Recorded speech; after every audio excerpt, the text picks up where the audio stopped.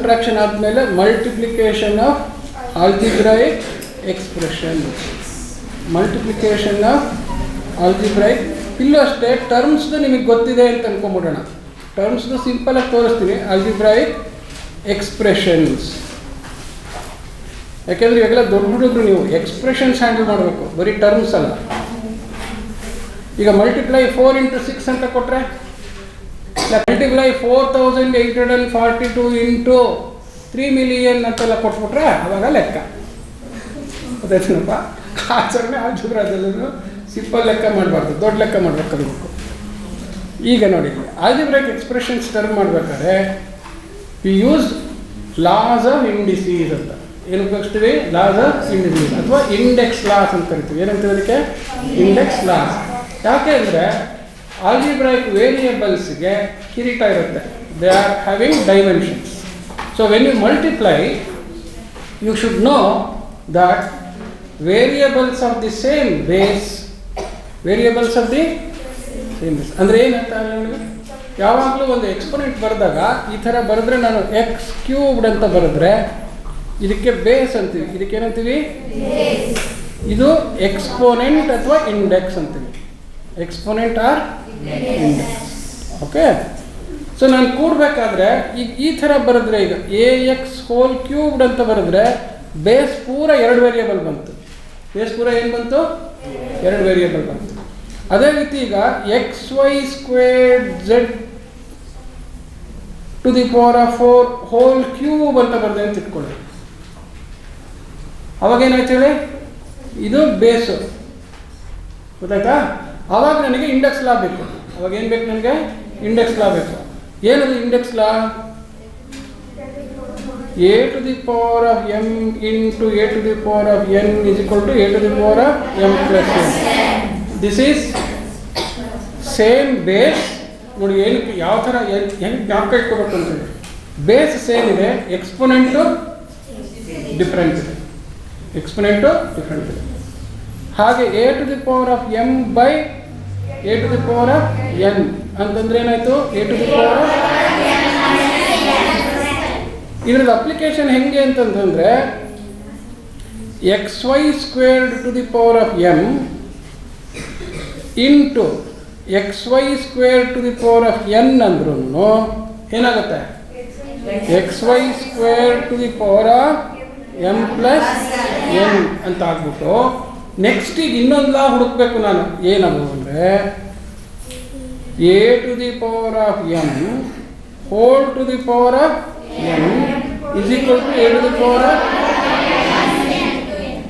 ಅದನ್ನು ಉಪಯೋಗಿಸ್ಬಿಟ್ರೆ ಇಲ್ಲೇನಾಗ್ತಾರೆ? Therefore xy²m+n ಅಂತಿದೆ.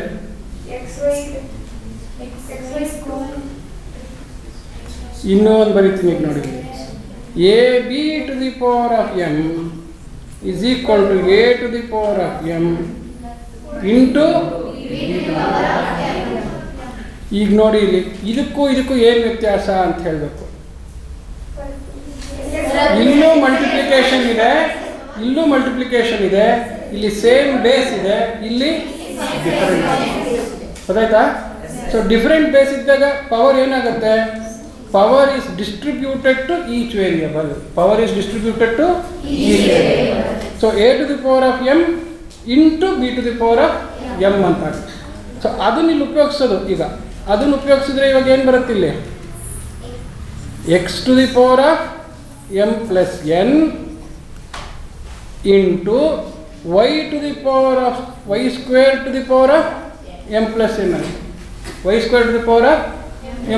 ಆಯಿತು. ದೇರ್ಫೋರ್ ಇದು ಇನ್ನೂ ಕೆಲಸ ಮುಗಿಲಿಲ್ಲ. x⁴m+n ಒಂದು ಫಾರ್ಮುಲಾ ಉಪಯೋಗಿಸಿದ್ದಾಯಿತು. ಈಗ ಮತ್ತೆ ಇದನ್ನು ಉಪಯೋಗಿಸ್ಬೇಕು. a⁴m⁴n ಉಪಯೋಗಿಸ್ಬೇಕು. ಅವಾಗ ಏನಾಗುತ್ತೆ? ಇದು y⁴ ಎಷ್ಟಾಗುತ್ತೆ? 2 × m+n ಈ ಥರ ಬರ್ಕೊಳ್ಳೋದು. ಗೊತ್ತಾಯ್ತಾ? ಇಂಡೆಕ್ಸ್ ಲಾನ ಈ ಥರ ಉಪಯೋಗಿಸೋಕ್ಕೆ ಬಂದ ಮೇಲೆ ಮಲ್ಟಿಪ್ಲಿಕೇಶನ್ ಶುರು ಆಗಿರೋದಲ್ಲಿ. ಗೊತ್ತಾಯ್ತಾನಪ್ಪ? ಯಾವುದು 3 ಫಂಡಮೆಂಟಲ್ ಲಾ? a⁴m × a⁴n. ನೆಕ್ಸ್ಟು a⁴m, ಇದು ಡಿವಿಷನ್ ಲಾ, ಇದು ಮಲ್ಟಿಪ್ಲಿಕೇಶನ್ ಲಾ. ಓಕೆ. ಸೊ ಇದೆಲ್ಲ ಜ್ಞಾಪಕ ಇಟ್ಕೊಂಡಿರಬೇಕು. ಇವ್ರು ಯಾಕೋ ಭಾಳ ದೊಡ್ಡ ಬಂದ್ಬಿಟ್ಲೆ. ಹಾಂ ಹೌದಾ. ಇನ್ನೊಂದು ಯಾವ್ದಲ್ಲ ಇದು a to the power of m whole to the power of m. ಇದೂ ಅದೇ ಥರ ab to the power of m ಅಂತ. ಸೊ ಈ 3 ಲಾನು ಉಪಯೋಗಿಸ್ಕೊಂಡು we should be able to solve and see. ಯಾಕೆ ಅಂತಂದರೆ ಫೈನಲಿ ಟರ್ಮ್ ಯಾವ ಫಾರ್ಮ್ ಇದೆ, ಫೈನಲಿ ಟರ್ಮ್ಗೆ ಎಷ್ಟು ಇಂಡೆಕ್ಸ್ ಬರುತ್ತೆ ಅಂತ ಗೊತ್ತಾಗಬೇಕಲ್ಲ ನನಗೆ. ಯಾಕೆ ಹೇಳಿ, ಮಲ್ಟಿಪ್ಲೈ ಮಾಡಿದ್ಮೇಲೆ ಲೈಕ್ ಟರ್ಮ್ಸ್ನೆಲ್ಲ ಕೂಡಬೇಕು. ಲೈಕ್ ಟರ್ಮ್ಸ್ನೆಲ್ಲ ಏನು ಮಾಡಬೇಕಾಗುತ್ತೆ, ಕೂಡಬೇಕಾಗಿ ಬರುತ್ತೆ. ಸೊ ಕೂಡಬೇಕಾಗಿ ಬರಬೇಕಾದ್ರೆ I have to find the final index to decide which are the like terms. So ಅದಕ್ಕೋಸ್ಕರನೇ so multiplication of algebraic expression ಅಂತಂತಂದರೆ ಒಂದು ಫಸ್ಟ್ ಸಿಂಪಲ್ ಟರ್ಮ್ಸ್ದು ನಿಮಗೆ ಗೊತ್ತಿಬಿಟ್ಟಿದೆ. ಯಾಕೆಂತಂದರೆ ರೂಲ್ ಗೊತ್ತಿದೆ. ಬಟ್ ರೂಲ್ ಗೊತ್ತಿದ್ದಾಗ ಏನು ಮಾಡೋದು ಅಂತ ತೋರಿಸ್ದೆ ನಿಮಗೆ. ಈಗ ನೋಡಿ ಒಂದು ಸಿಂಪಲ್ ಎಕ್ಸಾಂಪಲ್ ಟರ್ಮ್ಸ್ಗೆ. Simple example 1, multiply 3/4 xy squared z cube by 8/9 xy squared z to the power of 4 whole to the power of 9 ಅಂತಿದೆ. 9 ಬೇಡ, ಮಗ್ಗಿ ತಕ್ಷಣಕ್ಕೆ ಬೇಡ, ಮಗ್ಗಿ ಸ್ವಲ್ಪ ಕಮ್ಮಿ ಮಾಡೋಣ, 3 ಅಂತಿದ್ದಾನೆ. ಗೊತ್ತಾಯ್ತಾ? ಈಗ ಇದು ಟರ್ಮ್ 1 ಇದೇನಿದು ಟರ್ಮ್ 2. ಬಟ್ ಟರ್ಮ್ 2ನಲ್ಲಿ ಒಂದು ಸಣ್ಣ ಕೆಲಸ ಮಾಡ್ಕೋಬೇಕು ನಾನು. ಮಲ್ಟಿಪ್ಲೈ ಮಾಡೋಕ್ಕೆ ಮುಂಚೆ ಏನು ಮಾಡ್ಬೇಕು ಹೇಳಿ, ಇಂಡೆಕ್ಸ್ ಲಾ ಉಪಯೋಗಿಸ್ಬಿಟ್ಟು I have to finally see that there are clear powers for y x y squared and z to the power of 4. ಗೊತ್ತಾಯ್ತಾ? ಇದನ್ನು ಟರ್ಮ್ 1 ಅಂತ ಇಟ್ಕೊಂಡ್ರೆ, ಇದನ್ನು ಟರ್ಮ್ 2 ಅಂತ ಇಟ್ಕೊಂಡ್ರೆ, ಟರ್ಮ್ 1 ಏನು ಕಾಂಪ್ಲಿಕೇಶನ್ ಇಲ್ಲ, ಸ್ಟ್ರೈಟಾಗೆ. ಯಾಕೆ, ಆಲ್ಜಿಬ್ರಾಯಿಕ್ ಟರ್ಮ್ ಅಂದರೆ ಏನು ಅನ್ನೋದು ಮೈಂಡಲ್ಲಿ ಗೊತ್ತಾಗಬೇಕು. ಆಲ್ಜಿಬ್ರಾಯಿಕ್ ಟರ್ಮ್ ಅಂದರೆ ಏನು ಹೇಳಿದ್ದೆ, it is multiple of variables. It is the multiple of variables. ಇಲ್ಲೇನಾಗಿದೆ, ಒಳಗಡೆ ಮಲ್ಟಿಪಲ್ ಆಫ್ ವೇರಿಯಬಲ್ಸ್ ಇದೆ. ಆ ಟರ್ಮ್ನೇ it has been raised to the power. Term itself has been raised to the power. Therefore ಏನು ಮಾಡ್ಬೇಕು ನಾನು, I have to simplify this to a final form of the term. Okay, so T2 equals 8/9. ಈಗ ನೋಡಿ ಇಲ್ಲಿ a b c to the power of 3 ಅಂತ ಆಯ್ತದೆ. ಈಗ a b c to the power of 3 ಅಂತಂದ್ರೆ ಏನಾಗುತ್ತೆ, a cube into b cube into c cube. ಯಾವಾಗ variable ಅಂದರೆ ಬೇಸ್ನಲ್ಲಿ ವೇರಿಯಬಲ್ಸ್ ಚೇಂಜ್ ಆಗಿ ಎಲ್ಲಾನು ಸೇರಿಸಿ if I raise to the power, the raising to power or index is distributed to each of the variable. So ಆದ್ದರಿಂದ ಏನಾಗುತ್ತೆ ಇವಾಗ, ಇದು x cubed into y squared whole cube. ಇದು ಏನಾಯಿತು, y squared whole cube into ಏನಾಗುತ್ತೆ z to the power of 4 whole cube. ಇನ್ನೂ ಕೆಲಸ ಮುಗಿಲಿಲ್ಲ. ಯಾಕೆ ಹೇಳಿ, ಮತ್ತೆ ಇನ್ನೂ ಒಂದು ಇಂಡೆಕ್ಸ್ ಲಾ ಉಪಯೋಗಿಸಿದ ಮೇಲೆ ವೈಗೆ ಕ್ಲಿಯರ್ ಪವರ್ ಬರುತ್ತೆ, ಎಕ್ಸ್ಗೆ ಕ್ಲಿಯರ್ ಪವರ್ ಇಲ್ಲ. ಈಗ ವೈಗೆ ಇನ್ನೂ ಫೈನಲ್ ಪವರ್ ಇಲ್ಲ, ಎಷ್ಟು ಅಂತ ಕಂಡುಹಿಡಬೇಕು. So is equal to 8/9 into x cube into ಈಗ a to the power of m in whole to the power of n. ಯಾವುದು rule, a to the power of mn. mn ಅಂದ್ರೇನು, m into n ಅಂತ. So y to the power of 2 into 3, y to the power of 2 into 3 ಆಯಿತು. Next ಏನು, z to the power of 4 into 3. ಈಗ final ಫಾರ್ಮಿಗೆ ಬಂತು, 8/9 X cube into y to the power of 6 into to the power of. ನಮ್ಮ ಹುಡುಗರು ಏನು ಮಾಡ್ತಾರೆ, 2 3 5 4 3 7 ಇಟ್ಬಿಡ್ತಾರೆ ಕೂಡ್ಬಿಟ್ಟು. ಗೊತ್ತಾಯ್ತಾ? You should be careful. Multiply ಮಾಡ್ಬೇಕಾದ್ರೆ ಮಲ್ಟಿಪ್ಲೈಯೇ ಮಾಡಬೇಕು. ನೋಡಿದ ತಕ್ಷಣ ಕೂಡಿಟ್ಬಿಡೋದು 2 3 5 ಅಂತ. ಇದು 2 3 ಅಂತ ಓದ್ಕೋಬಾರ್ದು. ಇದು ಏನಂತ ಓದ್ಕೋಬೇಕು, 2 into 3. ಓಕೆ, ಈ ಅಂಕಿಗಳು ಬಂದಾಗ ನೀವು ಸೀದಾ ಎಕ್ಸ್ ಬರ್ಕೋಬೋದು. ವೇರಿಯಬಲ್ಸ್ ಇದ್ದಾಗ ಡಾಟ್, ಅಂಕಿಗಳಿದ್ದಾಗ ಏನು ಮಾಡಬೇಕು, ಇಂಟು ಹಾಕಬೇಕು, ಇಲ್ಲದೇ ಮರ್ತೋಗ್ಬಿಡುತ್ತೆ. ಓಕೆ, ಸೊ ಈಗ ದೇರ್ ಫೋರ್ ನಾವು T1 ಇಂಟು T2 ಈಕ್ವಲ್ಸ್ ಯಾವುದು 3/4 XY squared Z cube into 8/9 XY squared, sorry final ಉತ್ತರ ಬಂತಲ್ಲ, X cube Y to the power of 6 Z to the power of 12 ಅಂತ. ಈಗೇನು ಮಾಡಬೇಕು ಅಂತಂದರೆ ನಾವು ಈಗ ವಿ ಹ್ಯಾವ್ ಟು ಆರ್ಗನೈಸ್. ಯಾಕೆ ವೇರಿಯಬಲ್ಸ್ ತುಂಬ ವೇರಿಯಬಲ್ಸ್ ಇದೆ. ಸೊ ಮಲ್ಟಿಪ್ಲಿಕೇಶನ್ನಿಗೆ ನನಗೆ ಇಂಡೆಕ್ಸ್ ಲಾ ಇರೋದು ಒಂದೊಂದು ವೇರಿಯಬಲಿಗೆ ಇಂಡೆಕ್ಸ್ ಲಾ ಇದೆ. I have the index law only for given variable. Same ಬೇಸ್ಗಳನ್ನ ಕೂಡಿಸ್ಕೊಳ್ಳೋದು. ಫಸ್ಟು ನ್ಯೂಮರಿಕಲ್ 3/4 ಇಂಟು 8/9 ಅಂತ ಹಾಕೋದು. ಸೊ ನಾವು you have to group the variables. Into ಅನ್ನೋದಕ್ಕೆ ಹಿಂಗೆ ಬ್ರ್ಯಾಕೆಟ್ ಹಾಕೊಂಬಿಟ್ರೆ ಆಯಿತು. X into x cube, x into x cube, ಆ ವೇರಿಯಬಲ್ನೇ ಹಾಕ್ಕೊಳ್ತಾ ಹೋಗೋದು. Next y squared into y to the power of 6 ಹಿಂಗೆ ಹಾಕೋಬೇಕು. Next z cubed into z to the power of 12 ಹಾಕು. ಈಗ ನಾನು a to the power of m into a to the power of n ಫಾರಮ್ಗೆ ready ಮಾಡ್ಕೊಂಡಿದ್ದಾಯ್ತು. Okay, so ಯಾವಾಗಲೂ ತಿಳ್ಕೊಳ್ಳಿ, therefore multiplication involves organising variables of the same bases. Organising variables of the same bases, ಅದನ್ನು multiply ಮಾಡ್ತಾ ಇದ್ದೀವಿ ಅಂತ ಅರ್ಥ.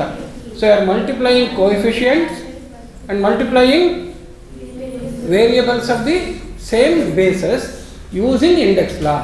ಗೊತ್ತಾಯ್ತನಪ್ಪ? Multiplication ಏನು ಮಾಡಬೇಕು? Multiply the sign, multiply the coefficients and multiply the individual variables, use grouping them as variables of the same base.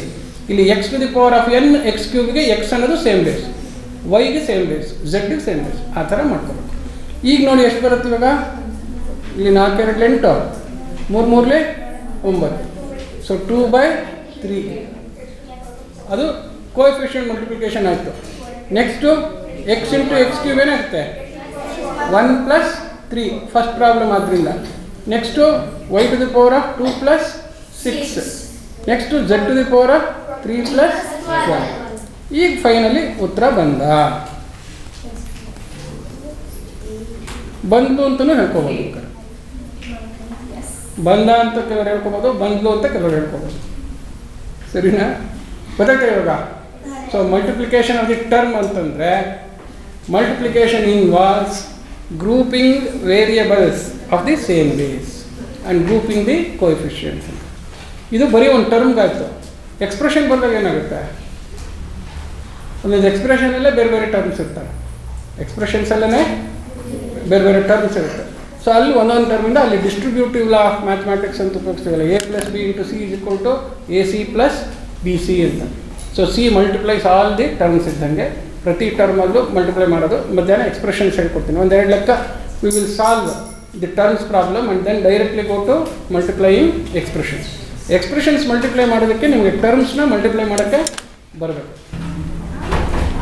ನಾನು assignment ಅಂತ ಬರ್ದಿಲ್ಲ, ಅದನ್ನೆಲ್ಲ ಪ್ರಾಕ್ಟೀಸ್ ಪ್ರಾಬ್ಲಮ್ಸ್ ಅಂತ ಬರ್ತೀನಿ. ಏನು ಬರ್ದಿದ್ದೀನಿ? ಸೊ ಈ ಪ್ರಾಕ್ಟೀಸ್ ಪ್ರಾಬ್ಲಮ್ ಶೀಟ್ ನಿಮ್ಮ ಹತ್ರ ಇರಲಿ ಅಂತ ಹೇಳಿ. ಎಲ್ರಿಗೂ ಅಫ್ಕೋರ್ಸ್ ಒಂದು ಸೆಟ್ ಆಫ್ ಬುಕ್ಸ್ ಸಿಗುತ್ತೆ. ಅದರಲ್ಲಿ ಆಲ್ಜಿಬ್ರಾ ಬುಕ್, ಜಾಮೆಟ್ರಿ ಬುಕ್ ಸಿಗುತ್ತೆ. ಬಟ್ ಅರ್ಥಮೆಟಿಕ್ದು ಬುಕ್ಕು ಒಳ್ಳೆ ಪ್ರಿಂಟ್ ಇರೋವಂಥ ಕಾಪೀಸು ಇಲ್ಲ, ಎಲ್ಲೂ ನಾವು ಪಬ್ಲಿಷ್ ಮಾಡಿಲ್ಲ. ಸೊ ನಾವೇ ನಮ್ಮ ಕಡೆಯಿಂದ SVM ಅದನ್ನು ಏನಾರೋ ಒಂದು ವ್ಯವಸ್ಥೆ ಮಾಡಿ ಟೈಪ್ ಮಾಡಿ ರೀಟೈಪ್ ಮಾಡಿ ಆ ಥರ ಕಾಪಿರೈಟ್ ತೊಗೊಂಡು ಪಬ್ಲಿಷ್ ಮಾಡೋದಕ್ಕೆ ಇನ್ನೂ ಟೈಮ್ ಆಗುತ್ತೆ. ಸೊ ಹಾಗಾಗಿ ಅರಿಥಮೆಟಿಕ್ ಜೊತೆಗೆ ಆಲ್ಜಿಬ್ರಾದೂ ಕೆಲವು ನಿಮ್ಮ ಕೊಡೋದಲ್ಲದೆ ಬೇರೆ ಬೇರೆ ಬುಕ್ಸು ಇರುತ್ತಲ್ಲ, ಒಂದು ಸ್ಟ್ಯಾಂಡರ್ಡ್ ಬುಕ್ ನಿಮಗೆ ಕೊಡ್ತಾ ಇದೆ. ಸೊ ಇದರಲ್ಲೆಲ್ಲ ಇಡೀ ಪ್ರಪಂಚದಲ್ಲೆಲ್ಲ ಮೊದಲಿಂದನೂ ಇಂಡಿಯಾದಲ್ಲಿ ಬ್ರಿಟಿಷರ್ಸ್ ಇದ್ದಾಗಲಿ ಕಾಲದಲ್ಲಿಂದ ಬ್ರಿಟಿಷರ್ಸ್ ಎಲ್ಲ ಕಡೆನೂ ಆಳ್ತಾ ಇದ್ರು. ಎಲ್ಲ ಕಡೆಗೂ ತುಂಬ ಪಾಪ್ಯುಲರ್ ಆಗಿ ಆ್ಯಂಡ್ ಎಲ್ಲ ಕಡೆಗೂ ಒಪ್ಕೊಂಡು ಸ್ಟ್ಯಾಂಡರ್ಡ್ ಇದ್ದಿಬ್ಬರು authors high school arithmetic, algebra, geometry, trigonometry, analytical geometry ಇದಕ್ಕೆಲ್ಲ standard authors Hall, Stevens and Knights ಅಂತ 3 ಜನ ಬೇಕಾ. ಸೊ ಹಾಲ್ ಕಾಮನ್ ಎಲ್ಲ ಬುಕ್ಸಲ್ಲಿ ಇರ್ತಾರೆ, ಕೆಲವಕ್ಕೆ ಸ್ಟೀವನ್ಸ್ ಜೊತೆಗಿರ್ತಾರೆ, ಕೆಲವಕ್ಕೆ ನೈಟ್ ಇರ್ತಾರೆ. ಅದಕ್ಕೆ Hall and Stevens book, Hall and Knights book ಅಂತ ಭಾಳ ಪಾಪ್ಯುಲರ್ ಅವೆಲ್ಲ. ಸೊ ಅವ್ರದ್ದು ಆಥರ್ಸ್ದು ನಿಮಗೆ ಒಂದು ಜಿಯೋಮೆಟ್ರಿ, ಒಂದು ಆಲ್ಜಿಬ್ರಾ ಬುಕ್ಕು ಕೊಡ್ತಾರೆ. ಅವ್ರ ಸಮಕಾಲೀನರೇ ಚಾರ್ಲ್ಸ್ ಸ್ಮಿತ್ ಅಂತ ಒಬ್ಬರು ಆಥರು, ಇನ್ನೊಬ್ಬರು ಬರ್ನಾರ್ಡ್ ಸ್ಮಿತ್ ಅಂತ ಇನ್ನೊಬ್ಬರು ಆಥರ್. ಎಲ್ಲ ಅಂದರೆ 1850 ಇಸ್ವಿ ಆದಮೇಲಿನವರವರೆಲ್ಲ, 1900ನೇ ಇಸ್ವಿ ಸ್ಟಾರ್ಟಿಂಗ್ ತನಕ ಇದ್ದವರು ಅವರೆಲ್ಲ. ಅವ್ರುಗಳು ಇದು ಬ್ರಿಟಿಷ್ ಇದು ಆಕ್ಸ್ಫರ್ಡ್ ಯೂನಿವರ್ಸಿಟಿ ಇದನ್ನೆಲ್ಲ. ಆಮೇಲೆ ಅಮೆರಿಕ ಬೆಳೆಯೋಕ್ಕೆ ಶುರು ಆದಮೇಲೆ ಆ ಬುಕ್ಸ್ನೇ ಅಮೆರಿಕಕ್ಕೆ ಕನ್ವರ್ಟ್ ಮಾಡಿಕೊಂಡು ಸೊ ಎಲ್ಲ ಕಡೆಗೂ ವರ್ಲ್ಡ್ ಓವರ್. ಈಗ ಇವತ್ತಿನ ದಿವಸ actually Singapore syllabus, Singapore method of learning ಎಲ್ಲ ಕಡೆಗೂ ಸಿಂಗಪೂರ್ ಮಾಡೆಲ್ ಅಂತಲೇ ಫೇಮಸ್. ಅದಕ್ಕೆ ಏನಂತ ಹೇಳ್ತಾರೆ, ಸಿಂಗಪೂರ್ ಮಾಡೆಲ್ ಅಂತೇಳಿ. ಆ ಸಿಂಗಪೂರ್ ಮಾಡೆಲ್ ಬುಕ್ಸ್ ಎಲ್ಲನೂ ಈ ಬುಕ್ಸಿಂದನೇ ತೊಗೊಂಡಿರೋದು. ಮುಂಚೆ ನಮ್ಮಗಳ ಕಾಲದಲ್ಲೆಲ್ಲ ಈ ಬುಕ್ಸು ಸೆಂಟ್ರಲ್ ಲೈಬ್ರರಿಯಲ್ಲೆಲ್ಲ ಇರೋದು ಬುಕ್ಸು ಎಲ್ಲ.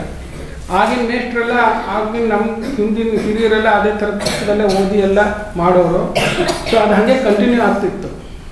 ಇವತ್ತು ಆ್ಯಕ್ಚುಲಿ UP ಆ ಕಡೆಗೆಲ್ಲ ಹೋದರೆ ನೀವು ಕಲ್ಕಟ್ಟ, ಅಹಮದಾಬಾದ್, ಇದು ಸರಿ ಅಲಹಾಬಾದ್ ಆ ಕಡೆ UP ನಾರ್ದರ್ನ್ UP ಸೈಡ್ಗೆ ಹೋದ್ರೆ ಇನ್ನೂ ಎಲ್ಲ ಅಲ್ಲಿ ಹುಡುಗರುಗಳೆಲ್ಲ ಲೆಕ್ಕ ಎಷ್ಟು ದೊಡ್ಡ ಲೆಕ್ಕ ಇಂಜಿನಿಯರಿಂಗ್ ಹಾಕಿದ್ರೂ ಮಾಡಿಬಿಡ್ತಾರೆ. ಯಾಕೆ ಅಂತಂದರೆ ಈ ಥರದ ಪ್ರಾಬ್ಲಮ್ಸು ಚಿಕ್ಕ ವಯಸ್ಸಲ್ಲೇ ಜಾಸ್ತಿ ಆ ಲೆಕ್ಕಗಳೆಲ್ಲ ಮಾಡಿರ್ತಾರೆ. ತಮಿಳುನಾಡಲ್ಲೂ ಮಾಡಿರ್ತಾರೆ, ಮುಂಚೆ ಕರ್ನಾಟಕದಲ್ಲೂ ಮಾಡೋರು. ಬಟ್ ಈ NCERT ಅಂಥೇಳಿ ಸ್ಟೇಟು ಸೆಂಟ್ರಲ್ಲು ಇದೆಲ್ಲ ಸಿಲೆಬಸ್ ಬಂದಾದಮೇಲೆ ಎಲ್ಲ ಕಡೆಗೂ ಒಂದು ನಾರ್ಮಲೈಸ್ ಆಗಿ ಎಲ್ಲ ಥರದ ಹುಡುಗರುಗಳು ಬರಬೇಕು, ಎಲ್ಲ ಓದಬೇಕು, ಅದು ಇದು ಅಂತನಕ್ಕಾಗಿ ಒಂದೇ ಒಂದು ಮಿಸ್ಟೇಕ್ ಏನು ಮಾಡ್ಕೊಂಬಿಟ್ರೆ ಇದು ಕಷ್ಟ, ನಮ್ಮ ಹುಡುಗರಿಗೆ ಅರ್ಥ ಆಗದಿದ್ರೆ ಹೆಂಗೆ ಅಂತ ಹೇಳಿ ಮೇಷ್ಟ್ರುಗಳು ಅವ್ರಿಗೆ ಕಷ್ಟ ಆಗಿದ್ದನ್ನು ಬಿಟ್ಟೋ ಥರ ಪರಿಸ್ಥಿತಿ ಬಂದ್ಬಿಡ್ತು. ಇದು ಮೇಷ್ಟ್ರನ್ನ ಬಯೋದು ಅಂತಲ್ಲ, ಯಾವಾಗಲೂ ಒಂದು ಆಗ್ತಾ ಆಗ್ತಾ ಆಗ್ತಾ ಆಗ್ತಾ ಡೈಲ್ಯೂಟ್ ಆಯಿತು ಅಂತ ಹೇಳ್ತೀವಿ. ಏನಂತ ಹೇಳಿ ರಿಗರ್ ಅಂದರೆ ಕಲಿಯೋದ್ರಲ್ಲಿನೇ ಒಂದು ಸೀರಿಯಸ್ನೆಸ್ ಅದು ಭಾಳ ಲೈಟ್ ಆಗ್ತಾ ಬಂದ್ಬಿಡ್ತು. ಸೊ ಹಾಗಾಗಿ ಈ ವರ್ಕ್ಶಾಪ್ ಮೇಯ್ನ್ ಉದ್ದೇಶನೇ ನಿಮಗೆ ಆ ಸ್ಟ್ಯಾಂಡರ್ಡ್ ಬುಕ್ಸು ಅದರಿಂದ ನೀವು ಲೆಕ್ಕ ಹಾಕ್ಕೊಂಡು ದಿನ ಈಗ ಪ್ರಾಕ್ಟೀಸ್ ಮಾಡೋಕ್ಕೆ ನಿಮ್ಗೆ ಯಾರಾದ್ರೂ ಲೆಕ್ಕ ಹಾಕ್ಕೊಡ್ಬೇಕಲ್ಲ. ದಿನ ನಾರ್ಮಲಿ ನಿಮ್ಮ ಮನೆಗೆ ಬಂದ್ಬಿಟ್ಟು ಲೆಕ್ಕ ಹಾಕ್ಕೊಡೋಕ್ಕಾಗತ್ತಾ? ಹಾಗಾಗಿ ಸೊ ಹಾಗಾಗಿ giving you sample of such books. ಒಂದು ಆಲ್ಜಿಬ್ರಾ ಬುಕ್ಕು ಈಗ ಪ್ರಿಂಟಲ್ಲಿ ಅವೈಲಬಲ್ ಅದು, ಹಾಗೆ ಜಾಮಿಟ್ರಿ ಬುಕ್ಕು ಪ್ರಿಂಟಲ್ಲಿ ಅವೈಲಬಲ್. ಸೊ ಹಾಗೆ ಅವೈಲಬಲ್ ಬುಕ್ಸ್ನ ನಿಮಗೀಗ ಕೊಡ್ತಾರೆ ಫ್ರೀಯಾಗಿ. ಸೊ ಆ ಬುಕ್ಸ್ ನೀವು ತೊಗೊಂಡು ಹೋಗಿ ಮಾಡೋದಕ್ಕಾಗಲಿ ಅಂಥೇಳಿ ಇಂಪಾರ್ಟೆಂಟ್ ಕ್ರಿಟಿಕಲ್ ಕಾಂಪ್ಯೂಟೇಷನ್ ಸ್ಕಿಲ್ಸ್ ಅಂತ ಕರಿತೇವೆ ನಾವು. ಏನು ಕ್ರಿಟಿಕಲ್ ಅಂದರೆ ಅಷ್ಟು ನಾವು ಬರಲೇಬೇಕು. ಕ್ರಿಟಿಕಲ್ ಅಂದರೆ ಅದು ಬಿಟ್ಟು ನೀವು ಆ ಕ್ರಿಟಿಕಲ್ ಕಾಂಪ್ಯೂಟೇಷನ್ ಸ್ಕಿಲ್ಸ್ ಅಂದರೆ mathematical operation on large numbers, ಅದು ಒಂದು ಸ್ಕಿಲ್ಲು. ಮ್ಯಾಥಮ್ಯಾಟಿಕಲ್ ಆಪರೇಷನ್ಸ್ ಅಂದ್ರೇನು? 6 ಆಪರೇಷನ್ಸ್ ಹೇಳಿದ್ನಲ್ಲ, ಕೂಡೋದು, ಕಳೆಯೋದು, ಗುಣಿಸೋದು, ಭಾಗಿಸೋದು, raising to power and then finding the root of large values ಬರಬೇಕು. ಲಾರ್ಜ್ ಡೆಸಿಮಲ್ ವ್ಯಾಲ್ಯೂಸ್ ಬರಬೇಕು. ಈ ಸತಿ ಡೆಸಿಮಲ್ ವ್ಯಾಲ್ಯೂಸ್ದು ಡಿವಿಷನ್ ಮಲ್ಟಿಪ್ಲಿಕೇಶನ್ ಹೇಳ್ಕೊಟ್ಟಿಲ್ಲ, ನೆಕ್ಸ್ಟ್ ಇಯರ್ ಕ್ಯಾಂಪಲ್ಲಿ ನೋಡೋಣ. ಸೊ ಅದು ಒಂದು ಫಸ್ಟ್ ಬೇಸಿಕ್ ಸ್ಕಿಲ್. ಅರ್ಥಮೆಟಿಕಲ್ ಫ್ರ್ಯಾಕ್ಷನ್ಸ್ನ, ಕಾಂಪ್ಲೆಕ್ಸ್ ಫ್ರ್ಯಾಕ್ಷನ್ಸ್ ಎಲ್ಲ ಹ್ಯಾಂಡಲ್ ಮಾಡಿದಾಗ ಎಲ್ಲ ಬರುತ್ತೆ. ಅದೇ ಥರನೇ ಆಲ್ಜಿಬ್ರಾಯಿಕ್ ಕಾಂಪ್ಲೆಕ್ಸ್ ಫ್ರ್ಯಾಕ್ಷನ್ಸ್ ತನಕ ಹೋದಾಗ ಆಲ್ಜಿಬ್ರಾದು ಕಾಂಪ್ಯೂಟೇಷನ್ ಸ್ಕಿಲ್ಸ್ ಬರುತ್ತೆ ಅಂತೇಳಿ. ಬಟ್ ಆಲ್ಜಿಬ್ರಾಯಿಕ್ ಕಾಂಪ್ಲೆಕ್ಸ್ ಫ್ರ್ಯಾಕ್ಷನ್ಸಿಗೆ ಹೋಗಬೇಕಾದ್ರೆ ನೀವು ಆಲ್ಜಿಬ್ರಾದಲ್ಲಿ ಕೂಡೋದು ಕಳೆಯೋದು ಟರ್ಮ್ಸ್ ಕೊಟ್ಟಾಗಲೇ ಎಷ್ಟೊಂದು ದೊಡ್ಡ ಲೆಕ್ಕ ಇದೆ ಅಂತ ಗೊತ್ತಾಯ್ತು ನಿಮಗೆ, ಲಾರ್ಜ್ ಎಕ್ಸ್ಪ್ರೆಷನ್ಸ್ನ ಹ್ಯಾಂಡಲ್ ಮಾಡೋದಕ್ಕೆ. ಸೊ ಈಗ ಈ ಸತಿ ನಿಮಗೆ ಲಾರ್ಜ್ ಎಕ್ಸ್ಪ್ರೆಷನ್ಸ್ನ ಮಲ್ಟಿಪ್ಲೈ ಮಾಡೋ ತನಕ ಕಲ್ತ್ಕೋತೀರ. ಸೊ ಲಾರ್ಜ್ ಎಕ್ಸ್ಪ್ರೆಷನ್ಸ್ ಡಿವೈಡ್ ಮಾಡಬೇಕಾದ್ರೆ ಇನ್ನೂ ಅಡಿಷನಲ್ ಕಲಿಬೇಕು. LCM, HCF, ಫ್ಯಾಕ್ಟ್ರೈಸೇಷನ್ ಅಂತ ಹೇಳ್ಬಿಟ್ಟು. ನಂಬರ್ಸ್ಗೆ ಫ್ಯಾಕ್ಟರ್ಸ್ ಕಂಡಿಡಿಯೋದು ಈಸಿ. 3x² + 5x + 6 ಅಂತ ಕೊಟ್ಬಿಟ್ರೆ ಫ್ಯಾಕ್ಟರ್ಸ್ ಕಂಡುಹಿಡಿಬೇಕಾದ್ರೆ ಕೆಲಸ ಮಾಡಬೇಕು ಅದಕ್ಕೆ. ಸೊ ಆ ಫ್ಯಾಕ್ಟ್ರೈಸೇಷನ್ ಹೇಗೆ ಮಾಡಬೇಕು ಅಂತ ಅದಕ್ಕೆಲ್ಲ ಅದೇ ಫ್ಯಾಕ್ಟ್ರೈಸೇಷನ್ನೇ ಒಂದು ದೊಡ್ಡ ಚಾಪ್ಟರ್ ಆಗುತ್ತೆ ಅಂತ ಹೇಳೋದು. ಆ ಕಲ್ತಾದ್ಮೇಲೆ ದೊಡ್ಡ ದೊಡ್ಡ ಎಕ್ಸ್ಪ್ರೆಷನ್ಸ್ ಡಿವೈಡ್ ಮಾಡೋಕ್ಕೆ ಬರುತ್ತೆ. ಓಕೆ, ಅದನ್ನು ನೆಕ್ಸ್ಟ್ ಲೆವೆಲಿಗೆ ಕಲಿತೇವೆ. ಸೊ ಈ ಸತಿ ನಿಮಗೆ large algebraic expressions up to the level of multiplying and simple terms ಲೆವೆಲ್ನಲ್ಲಿ ಅಥವಾ ಸಿಂಪಲ್ ಬೈನಾಮಿಯಲ್ ಲೆವೆಲ್ನಲ್ಲಿ ಡಿವಿಷನ್ ಎಷ್ಟು ಅಷ್ಟು ಮಾತ್ರ ಒಂಚೂರು ಕಲಿತು ಆಲ್ಜಿಬ್ರಾಯಿಕ್ ಫ್ರ್ಯಾಕ್ಷನ್ಸ್ಗೆ ಇಂಟ್ರೊಡ್ಯೂಸ್ ಮಾಡೋದಂದರೆ simple fractions, single variable fractions ಮಾತ್ರ ಒಂದು ಸ್ವಲ್ಪ ಕಲ್ತ್ಕೊಂಡು ಹೋಗೋದು. ಸೊ ನಿಮಗೆ ಇನ್ನೊಂದು ಭಾಳ ಇಂಪಾರ್ಟೆಂಟ್ ಮೈಂಡ್ ಸೆಟ್ ಏನು ಬರಬೇಕು ಅಂದರೆ, ಈಗ ಇಷ್ಟು ಲೆಕ್ಕ ನೀವು ಮಾಡ್ಕೊಂಡಿರೋ ಇದರಲ್ಲೇ ಎಕ್ಸಾಮ್ ಬರುತ್ತೆ, ನೀನು ಎಷ್ಟು ಬೇಕಾದ್ರೂ 100 ತೆಗಿಬೋದು ಅನ್ನೋ ಮೈಂಡ್ ಸೆಟ್ಟಿಂದ ಈಚೆ ಬರಬೇಕು. ಗೊತ್ತಾಗ್ತಾ ಇದೆಯಾ? ಇಷ್ಟು ಲೆಕ್ಕ ಮಾಡು, ಇದರಲ್ಲೇ ಎಕ್ಸಾಮಲ್ಲಿ ಬರುತ್ತೆ, ನೀವು ಮಾಡಿರೋ ಲೆಕ್ಕನೇ ಬರುತ್ತೆ, ಹೋಗು ನಿಮ್ಗೆ 100 ಬರುತ್ತೆ ಅಂತ ಅನ್ನೋದ್ರಿಂದ ಈಚೆ ಬರಬೇಕು. ಅದು ಯಾರು ಬೇಕಾದ್ರೂ ತೆಗಿಬೋದು. ಗೊತ್ತಾಯ್ತೇನಪ್ಪ? ನೆಕ್ಸ್ಟ್ ಬೇರೆ ಬೇರೆ ಹೈಯರ್ ಸ್ಟಡೀಸ್ಗೆ ಅಥವಾ ಬೇರೆ ಇನ್ಯಾವುದಾದ್ರು ಒಳ್ಳೆ ಸ್ಕೂಲಿಗೆಲ್ಲ ಸೇರ್ಬೇಕಾದ್ರೆ, ಒಳ್ಳೆ ಕಾಲೇಜಿಗೆ ಸೇರ್ಕೋಬೇಕಾದ್ರೆ ಎಲ್ಲರ ಜೊತೆ ಕಾಂಪೀಟ್ ಮಾಡೋಕ್ಕೆ ನಿಮಗೇನು ಯಾರು ತಡೀತಾರೆ? ಯಾರು ತಡಿಬಾರ್ದಲ್ವಾ? ನಿಮಗೆ ನೀವೇ ತಡ್ಕೊಳ್ಳೋದು. ಸೊ ಯಾರು ತಡಿಬಾರ್ದು ಅಂತಂದರೆ ಅದಕ್ಕೆ ಸೆಲೆಕ್ಷನ್ ಪ್ರಾಸೆಸ್ ಇರುತ್ತಲ್ಲ, ಸೆಲೆಕ್ಷನ್ ಪ್ರಾಸೆಸ್ನಲ್ಲಿ ಎಲ್ಲೆಲ್ಲಿದೋ ಲೆಕ್ಕ ತೆಗೆದು ಕೊಡ್ತಾರೆ ಈ ಥರ ಪುಸ್ತಕದಿಂದ. ಅಯ್ಯೋ ನಾನು ಸಾಲ್ವ್ ಮಾಡಿಲ್ಲ ಬರಲಿಲ್ಲ ಅಂದ್ರೆ ಲೆಕ್ಕ ಆಗಲ್ಲ. ಸೊ ನಾನು ಮಾಡದೇ ಇರೋ ಲೆಕ್ಕ ಬಂದಾಗ ನನಗೆ ಗೊತ್ತಿರೋದು ಉಪಯೋಗಿಸ್ಕೊಂಡು ಆ ಲೆಕ್ಕ ಹೆಂಗೆ ಸಾಲ್ವ್ ಮಾಡೋದು ಅನ್ನೋದನ್ನು ಕಲ್ತ್ಕೊಳ್ಳೋದೇ ಮ್ಯಾಥಮೆಟಿಕ್ಸ್ ಆಯ್ತಾ. ಸೊ ಹಾಗಾಗಿ ಈಗ ನಾನು ಏನು ಕೊಡ್ತಾ ಇದ್ದೀವಿ ಪ್ರಾಕ್ಟೀಸ್ ಪ್ರಾಬ್ಲಮ್ಸ್ನ ನಿಮ್ಗೆ ಎಷ್ಟಾಗುತ್ತೋ ಅಷ್ಟು. ಬಟ್ ಆ ಪ್ರಾಕ್ಟೀಸ್ ಪ್ರಾಬ್ಲಮ್ನ ಬೆಳಗ್ಗೆನೇ ಹೇಳಿದೆ, ಅದರಲ್ಲೆಲ್ಲ ಗ್ರೇಡೆಡ್ ಪ್ರಾಬ್ಲಮ್ಸ್ ಅಂದ್ರೆ ಏನು, ಫಸ್ಟೆಲ್ಲ ಸ್ವಲ್ಪ ಸಿಂಪಲ್ಲು, ಮತ್ತು ನೆಕ್ಸ್ಟ್ ಇನ್ನೊಂಚೂರು ಲೆವೆಲ್ಲು, ನೆಕ್ಸ್ಟ್ ಇನ್ನೊಂಚೂರು ಲೆವೆಲ್ ಇರುತ್ತೆ. ಸೊ ಅದನ್ನು ನೋಡ್ಕೋತಾ ಇರುತ್ತೆ ನೀವು. 2 ಎಕ್ಸ್ಪ್ರೆಷನ್ ಕೊಟ್ಟಿದ್ದಾರೆ, 3 ಎಕ್ಸ್ಪ್ರೆಷನ್ ಕೊಟ್ಟಿದ್ದಾರೆ, ಇಲ್ಲಿ 4 ಎಕ್ಸ್ಪ್ರೆಷನ್ ಕೊಟ್ಟಿದ್ದಾರೆ, ಇಲ್ಲಿ ಫ್ರ್ಯಾಕ್ಷನ್ಸ್ ಬಂತು, ಈ ಥರ. ಸೊ ಎಲ್ಲ ಲೆವೆಲಿಂದು 2 ಲೆಕ್ಕ ಮಾಡ್ತಾ ಹೋಗ್ಬೇಕು. ಗೊತ್ತಾಯ್ತಾ? We should pick and choose ಅಂತ ಹೇಳ್ತೀವಿ. ಪಿಕ್ ಆ್ಯಂಡ್ ಚೂಸ್ ಥರ ಮಾಡಿಕೊಂಡು ಮಾಡೋದು. ನೀವೆರಡು ಲೆಕ್ಕ ಮಾಡೋದು, ಇನ್ನೊಬ್ಬರಿಂದ 2 ಲೆಕ್ಕ ಮಾಡೋದು, ಆ ಥರ ಮಾಡಿ ಒಬ್ರಿಗೊಬ್ರಿಗೆ ಎಕ್ಸ್ಚೇಂಜ್ ಮಾಡ್ಕೊಳ್ಳೋದು. That is how you should build your knowledge creating study circles. Last ಏನು ಮತ್ತೊಂದು ಸತಿ ಹೇಳ್ತೀವಿ, ಇವೆಲ್ಲ ಸ್ಟಡಿ ಸರ್ಕಲ್ ಮಾಡ್ಕೊಳ್ಳೋದು, ನೀವು 3 ಸೇರ್ಕೊಂಡು ಆ ಥರ. ಸೊ ಹಾಗಾಗಿ ಫಸ್ಟು ಇಷ್ಟೊಂದು ಕೆಲಸ ಇಲ್ಲ ಅನ್ನೋ ಥರ ಹೆದರ್ಕೊಳ್ಳೋದು ಬಿಡಬೇಕು, ಮಾಡ್ತಾ ಇರಬೇಕು. ಕೆಲಸನ ಏನು ಮಾಡ್ಬೇಕು ಹೇಳಿ, ಮಾಡ್ತಾ ಇರಬೇಕು. ಯಾವಾಗಲೂ ಕೈ ಹೇಳಿ ಅಂತಂತಾರೆ, ಕಣ್ಣು ಹೇಳಿ ಕೈ ಧೈರ್ಯ ಅಂತ ಅಂತಾರೆ. ಕಣ್ಣಲ್ಲಿ ನೋಡಿದ ತಕ್ಷಣ ಇಷ್ಟೊಂದು ಇದೀನಪ್ಪ, ಇಷ್ಟೊಂದು ಕೆಲಸ ಅಂತ ಮಾಡೋಕ್ಕೆ ಶುರು ಮಾಡಿದ್ರೆ ತಂತಾನೆ ಒಂದೊಂದೇ ಲೆಕ್ಕ ಮುಗಿತಾ ಹೋಗುತ್ತೆ. ಅಯ್ಯೋ ನಾನು ಈ ಲೆಕ್ಕ ಮಾಡಿಲ್ಲ, ಅಕಸ್ಮಾತ್ ಲಾಸ್ಟ್ ಡೇಟ್ ಟೆಸ್ಟ್ ಕೊಟ್ಟಿದ್ದು, ನಿಮ್ಗೆ ಯಾರು ಎಕ್ಸಾಮು ಪಾಸು ಫೇಲು ಮಾಡ್ತಿಲ್ಲ. ಇಲ್ಲಿ this is only to see how best you have learned, how fast you learn. ನಿಮ್ಮ ಪರ್ಫಾರ್ಮೆನ್ಸು ನಮಗೊಂದು ಇಂಡಿಕೇಟ್ರ್. ನಾವು ನೆಕ್ಸ್ಟ್ ಇನ್ನೇನು ಹೇಳ್ಕೊಡ್ಬೇಕು, ಯಾವ ಲೆವೆಲ್ಗೆ ಹೇಳ್ಕೊಡ್ಬೇಕು, ಈ ಥರ. It's more a mutual understanding of the level to which you have learned and the level to which we have to train in the next level. ಈ ಥರದಕ್ಕೆ ಮಾಡ್ತಾ ಇರ್ತೀವಿ. ಜೊತೆಗೆ ನೀವೆಲ್ಲ ಕಷ್ಟಪಟ್ಟು ಬಂದಿರ್ತೀರ, ಮಾಡ್ತಿರ್ತೀರ. ಯಾರು ಸ್ವಲ್ಪ ಚೆನ್ನಾಗಿ ಮಾಡಿದವ್ರಿಗೆ ಎಲ್ಲರೂ ಸೇರಿ ಶಬಾಕ್ ಕಟ್ಟೋದು. ಗೊತ್ತಾಯ್ತಾ? ಪರವಾಗಿಲ್ಲ ನಾನು ಚೆನ್ನಾಗಿ ಮಾಡಿದ್ದೀನಿ ಅಂತ ನಿಮ್ಮವ್ರಿಗೆ ನೀವೇ ಪ್ರೈಸ್ ಕೊಡೋ ಹಂಗೆ. On your behalf you will give some prize. So ಯಾವಾಗಲೂ ಇನ್ನೊಂದು ಅವತ್ತೇ ಹೇಳ್ತಿದ್ದೆ ನಿಮಗೆ, ಕಾಂಪಿಟೇಷನ್ ಅನ್ನೋದು ನೀವು ನಿಮ್ಮ ಜೊತೆ ಮಾಡ್ಕೋಬೇಕು. ನಾನು ಇವತ್ತಿದ್ದ ಲೆವೆಲ್ಗಿಂತ ನಾಳೆ ಇನ್ನೂ ಸ್ವಲ್ಪ ಇಂಪ್ರೂವ್ ಆದೆ, ಇವತ್ತಿದ್ದ ಲೆವೆಲಲ್ಲಿ ನೆನ್ನೆಗಿನ್ನ ಇವತ್ತು ಇಂಪ್ರೂವ್ ಆಗಿದ್ದೀನಿ. ಅದು ಡೇ ಲೆವೆಲ್ಗೆ ಆಗ್ತಲ್ಲ. ಈ ಗಂಟೆಗೆ ನಾನು ಹಿಂದಿನ ಗಂಟೆಗಿನ್ನ ಚೆನ್ನಾಗಿದ್ದೆ ಅಂತ ಅನ್ನೋದು ಯಾವಾಗ ಗೊತ್ತಾಗುತ್ತೆ? ಗಂಟೆಗೆ ಇಂಪ್ರೂವ್ಮೆಂಟು. ಕಂಟಿನ್ಯೂಸಾಗಿ ಗಂಟೆಗಟ್ಟಲೆ ಕೆಲಸ ಮಾಡಿದ್ರೆ ಈ ಗಂಟೆಗಿನ್ನ ಹಿಂದಿನ ಗಂಟೆಗಿನ್ನ ನೆಕ್ಸ್ಟ್ ಅವರ್ ನಾನು ಇದ್ದೆ ಅಂತೇಳಿ. ಸೊ ವೀಕ್ ಲೆವೆಲಿಂದ ಹೋದ ವೀಕ್ಗಿನ್ನ ಈ ವೀಕ್ ಪರವಾಗಿಲ್ಲ ಅಂತಂದರೆ ವೀಕ್ ಲೆವೆಲಲ್ಲಿ ಕೆಲಸ ಮಾಡ್ತಾಯಿದ್ದೀರಾ ಅಂತ. ಈ ದಿವಸ ಪರವಾಗಿಲ್ಲ ನೆನ್ನೆಗಿನ ಅಂದರೆ ಡೈಲಿ ಮಾಡ್ತಾಯಿದ್ದೀರಾ ಅಂತ. ಈ ಗಂಟೆ ಹೋದ ಗಂಟೆಗಿನ ಪರವಾಗಿಲ್ಲ ಅಂದರೆ ಪ್ರತಿ ಗಂಟೆ ಕೆಲಸ ಮಾಡ್ತಾಯಿದ್ದೀರಾ ಅಂತ. ಸೊ ಆ ಥರದ ಮನೋಧರ್ಮಕ್ಕೆ ಬರಬೇಕು. ಫಸ್ಟು ಕೂತ್ಕೊಂಡು ಸ್ವಂತ ಕಲಿಯೋದಕ್ಕೆ ಯಾವತ್ತೂ ಬೇಜಾರು ಮಾಡ್ಕೋಬಾರ್ದು, ಅದಕ್ಕೆ ಉತ್ಸಾಹ ಬೆಳೆಸ್ಕೋಬೇಕು. ಅದಕ್ಕೆ ಬೇಕಾಗೋದೇನು, ಒಂದು ಒಳ್ಳೆ ರೆಫರೆನ್ಸ್ ಬುಕ್ಕು, ಯಾರೇನು ಪುಸ್ತಕ ಹೇಳ್ತಾರೋ ಅದನ್ನೆಲ್ಲ ಹುಡ್ಕೋದು, ಅದನ್ನು ತೊಗೊಳ್ಳೋದು. ಇವಾಗಂತೂ ನಿಮಗೆ ನಮ್ಮ ಕಾಲದಲ್ಲಿ ಎಲ್ಲೆಲ್ಲೋ ನಡ್ಕೊಂಡು ಹೋಗ್ತಿದ್ವಿ ನಾವು. ಸೆಂಟ್ರಲ್ ಲೈಬ್ರರಿ ಎಲ್ಲ ಧೂಳು ಇರ್ದಿರೋದು, ಆ ಧೂಳು ಇರೋದ್ರಲ್ಲಿ ಗೆದ್ದಲ ಹೇಳ್ಬಿಟ್ಟಿರ್ತಿತ್ತು ಪುಸ್ತಕ. ಗೆದ್ದಲು ಅಂತ ಇವು ನೋಡೇ ಇಲ್ಲ ಅನ್ಸುತ್ತೆ, ಗೆದ್ದಲಿಗೆ ಅದು ನೋಡೇ ಇಲ್ಲ. ಪುಸ್ತಕ ಎಲ್ಲ ತಿಂದಿರ್ತಿತ್ತು ಸೈಡಲ್ಲೆಲ್ಲ, ಪ್ರಿಂಟ್ ಒಂದೊಂದು ಹಂಗೆ. ಪುಸ್ತಕ ಈ ಥರ ಇದ್ದರೆ ಪುಸ್ತಕದ ಈ ಶೇಪಿಗೆ ಸರಿಗೆ ತಿಂದಿರೋದು ಗೆದ್ದಲೆಲ್ಲ. ಆ ಪುಸ್ತಕನೇ ತಂದು ಅದ್ರಲ್ಲಿ ಹೊಡ್ಕೊಂಡು ಪೇಜ್ ಮುಟ್ಟಿದ್ರೆ ಪೇಜನ್ನು ಹಿಂಗೆ ತೆಗೆದ್ರೆ ಹಪ್ಪಳ ಥರ ಮುಗ್ದೋಗ್ಬಿಡ್ತಿತ್ತು ಪೇಜ್ಗಳು. ಗೊತ್ತಾಯ್ತಾ? ಆ ಥರದ್ದು ಇಟ್ಕೊಂಡೇ ನಾವು ಹುಡುಕಿ ನೋಡ್ಕೊಳ್ತಿದ್ವಿ. ಈಗ ನಿಮ್ಗೇನಿಲ್ಲ, ವೆಬ್ಸೈಟ್ಗೆ ಹೋಗ್ಬಿಟ್ಟು ಯಾವ್ದಾರ ಒಂದು ನನಗೆ algebra, books of algebra, premier books of algebra for high school ಅಂತ ಹಾಕಿದ್ರೆ ಇಷ್ಟು ಉದ್ದ ಬರುತ್ತೆ. ಗೊತ್ತಾಯ್ತಾ? ಇವಾಗ ನಿಮ್ಗೆ ಹುಡ್ಕೋದೇನು ಕಷ್ಟ ಇಲ್ಲ, ಕಲ್ತ್ಕೊಳ್ಳೋದಕ್ಕೆ ಬೇಕಾಷ್ಟು ಇನ್ಫಾರ್ಮೇಷನ್ನು ಎಲ್ಲ ಸಿಗುತ್ತೆ. ಹಾಗೆ ನಾನು ಹೇಳ್ಕೊಡ್ತೀನಿ, ನಾನು ಚೆನ್ನಾಗಿ ಹೇಳ್ಕೊಡ್ತೀನಿ. ಒಂದು ಮಣ ಯೂಟ್ಯೂಬ್ನಲ್ಲಿ ಒಂದು ಮಣ ಯಾರು ಏನಾರು ಪಾಠನೂ ಮಾಡ್ತಿರ್ತಾರೆ, ಎಲ್ಲ ಪಾಪ್ಯುಲರೈಸ್ ಮಾಡೋಕ್ಕೆಲ್ಲ ಮಾಡ್ತಿರ್ತಾರೆ. ಸೊ ಹಾಗಾಗಿ ಯಾರು ಟೀಚರ್ಸ್ ಹತ್ರ ಕೇಳಿ ಯಾರು ಸರಿಯಾಗಿದ್ದಾರೆ, ಯಾವ ಸೋರ್ಸ್ ಸರಿ, ಯಾವ ಬುಕ್ ಸರಿ, ಅದನ್ನೆಲ್ಲ ಹುಡ್ಕೊಳ್ಳೋದಷ್ಟೇ ನೀವು ಕೆಲಸ. ಹುಡ್ಕೊಂಡು ನೀವು ಹಾಕ್ಕೊಂಡು ಕಲ್ತ್ಕೊಳ್ಳೋದಕ್ಕೆ ಬರಬೇಕು. ಸೊ ಈ ವರ್ಕ್ಶಾಪ್ ಇರೋದು ಈ ಥರ ನೀವು ಕಲಿಯೋದಕ್ಕೆ, ಹೆಂಗೆ ಕಲಿಬೇಕು ಮ್ಯಾಥಮೆಟಿಕ್ಸ್ನ ಅಂತ ಇಂಟ್ರೊಡ್ಯೂಸ್ ಮಾಡೋಕ್ಕೆ. ಕಾಂಪಿಟೆನ್ಸಿ ಅಂದರೆ ಏನು ಅಂತ ಅನ್ನೋದನ್ನು ತಿಳ್ಕೊಳ್ಳೋದಕ್ಕೋಸ್ಕರ ಮಾಡೋದು. ಗೊತ್ತಾಯ್ತಾ? ಸೊ ಪ್ರಾಬ್ಲಮ್ ನಾನು ಕೊಟ್ಟಿರೋ ಅಷ್ಟು ನೋಡ್ಬಿಟ್ಟು ಹೆದರ್ಕೊಳ್ಳೋದಲ್ಲ. ಏನಕ್ಕೆ ಹೇಳಿಕೊಟ್ಟಿರೋದು? ಪ್ರಾಕ್ಟೀಸ್ ಮಾಡೋದು. ಏನಂತೀವಿ ಅದಕ್ಕೆ? Practice problems. ಎಷ್ಟು ಮಾಡ್ತೀರೋ ಅಷ್ಟಷ್ಟು ಪ್ರಾಕ್ಟೀಸ್ ಆಗುತ್ತೆ.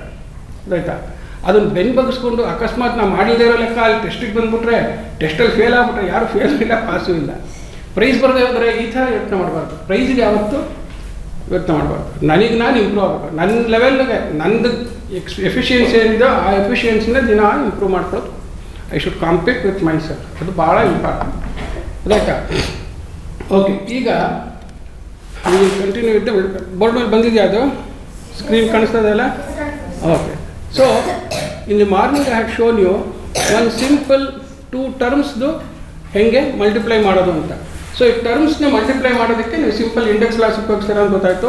ಒಂದು ಕಾಂಪ್ಲೆಕ್ಸ್ ಲೆವೆಲ್ ಪ್ರಾಬ್ಲಮ್ ಕೊಟ್ಟಿದ್ದೆ. ಈ ಥರದ ಸಿಂಪಲ್ ಪ್ರಾಬ್ಲಮ್ಸ್ನ I can give. But more importantly ನೀವು ಎಕ್ಸ್ಪ್ರೆಷನ್ಸ್ನ ಹೆಂಗೆ ಮಲ್ಟಿಪ್ಲೈ ಮಾಡೋದು ಕಲಿಬೇಕು.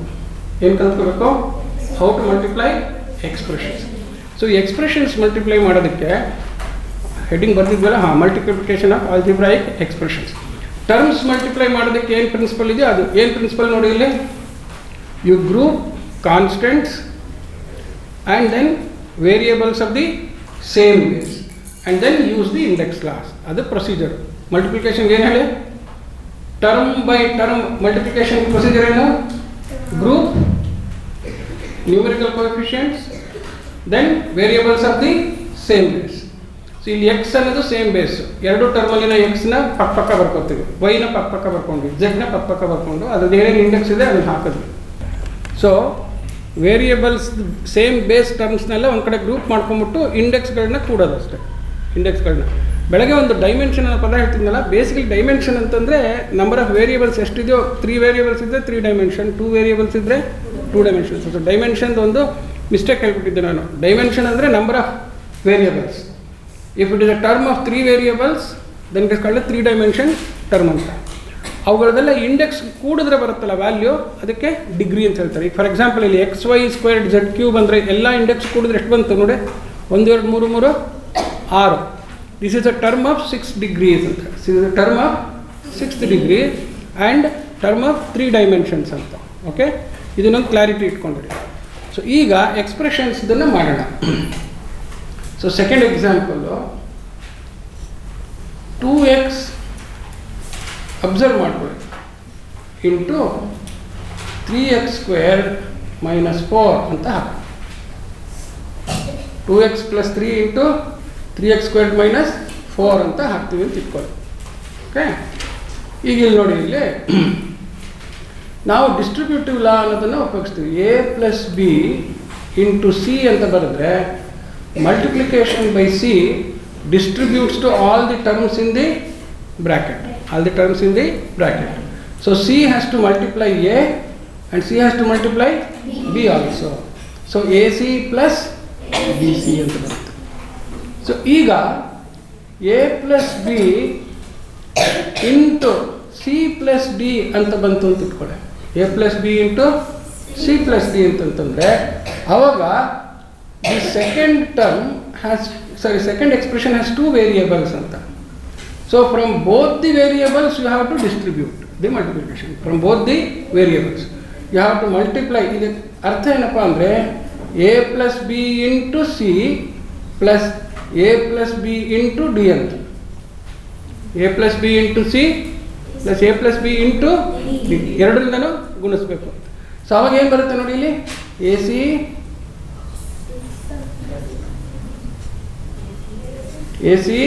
plus BC plus AD plus BD. ಇದನ್ನೆಲ್ಲ ಹಿಂಗೆ ಬರ್ಕೊಳ್ಳೋದ್ರ ಬದಲು ಇಲ್ಲಿಂದ ನೋಡಿ, ಫಸ್ಟ್ C ಇಂದ ಗುಣಿಸಿದ್ರೆ C ಇಂಟು A, CA ಅಂತ ಬರ್ಕೋಬಾರ್ದು, ಯಾವಾಗಲೂ ಆಲ್ಫಾಬೆಟಿಕಲ್ ಆರ್ಡರಲ್ಲೇ ಬರ್ಕೋಬೇಕು. CA ಅಂತ ಮಾಡಿದರೆ AC ಅಂತ, CB ಅಂದರೆ BC ಅಂತ ಬರ್ತದೆ. ಮತ್ತು D ಇಂದ ಗುಣಿಸ್ಬೇಕಾದ್ರೆ AD, D ಇಂದ B ಗುಣಿಸ್ಬೇಕಾದ್ರೆ BD. ಈ ಗುಣಿಸ್ಬೇಕಾದ್ರೆ ಪ್ಲಸ್ ಆರ್ ಮೈನಸ್ ನೋಡ್ಕೊಂಡು ಗುಣಿಸ್ಬೇಕು. ಓಕೆ, ಸೊ ಯಾವಾಗ ಒಂದು ಸೈನ್ ಹಾಕ್ತೀವೋ ಅದನ್ನು ಆ ಮುಂದೆ ಇರೋ ಟರ್ಮ್ ಜೊತೆಗೆ ಹೊಂದಿಸ್ಕೋಬೇಕಾದ್ರೆ. ಸೊ A - B ಅಂತಂತಂದರೆ C ಇಂದ B ಗುಣಿಸ್ಬೇಕಾದ್ರೆ ಪ್ಲಸ್ ಇಂಟು ಮೈನಸ್ ಅಂದರೆ ಫಸ್ಟ್ ಸೈನ್ ಗುಣಿಸ್ಕೋಬೇಕು, ಆಮೇಲೆ ನ್ಯೂಮರಿಕಲ್ ಕೋಎಫಿಷಿಯೆಂಟ್ ಗುಣಿಸ್ಬೇಕು, ಆಮೇಲೆ ವೇರಿಯೇಬಲ್ನ ಗುಣಿಸ್ಬೇಕು.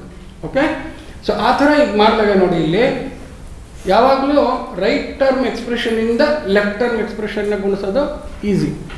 ಓಕೆ, ಸೊ ಇಲ್ಲಿ ಎಷ್ಟು ಟರ್ಮ್ ಇದೆ? 3x² ಇದೆ, ಆಮೇಲೆ 4 ಇದೆ.